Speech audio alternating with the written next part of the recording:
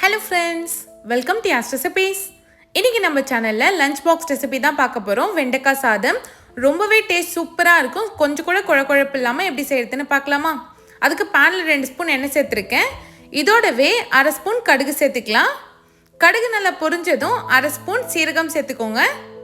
இது கூடவே ஒரு 5 பல் பூண்டை நான் தட்டிட்டு சேர்த்திருக்கேன்.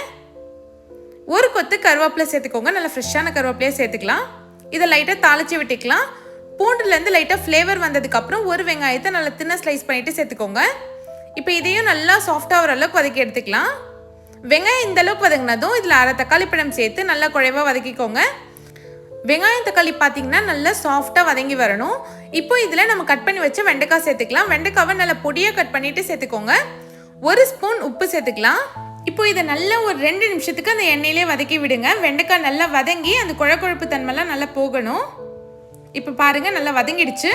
இதில் 1/2 ஸ்பூன் மஞ்சத்தூள் சேர்த்துக்கோங்க. 1 ஸ்பூன் தனி மிளகாத்தூள் சேர்த்துக்கலாம். 1 ஸ்பூன் மல்லித்தூள் சேர்த்துக்கோங்க. லாஸ்ட்டாக 1/2 ஸ்பூன் அளவுக்கு கரம் மசாலா சேர்த்துக்கோங்க. கரம் மசாலா சேர்க்குறப்போ நமக்கு நல்ல ஒரு ஃப்ளேவர் கொடுக்கும். இப்போ வெண்டைக்காவை நல்லா ஒரு 5 நிமிஷம் வதக்கி விடுங்க. வெண்டைக்காய் சீக்கிரமாகவே வெந்துடும். பாருங்கள் நல்லா வெந்துருச்சு. இப்போ கேஸ் ஆஃப் பண்ணிடலாம். ஆல்ரெடி நான் சாதம் வடித்து வச்சுருக்கேன். இதுலேருந்து 2 கப் சாதத்தை இதோட சேர்த்து நல்லா மிக்ஸ் பண்ணி விட்டுக்கலாம். சாதமும் அந்த காயும் ஒன்று சேர மிக்ஸ் ஆகி வரணும்.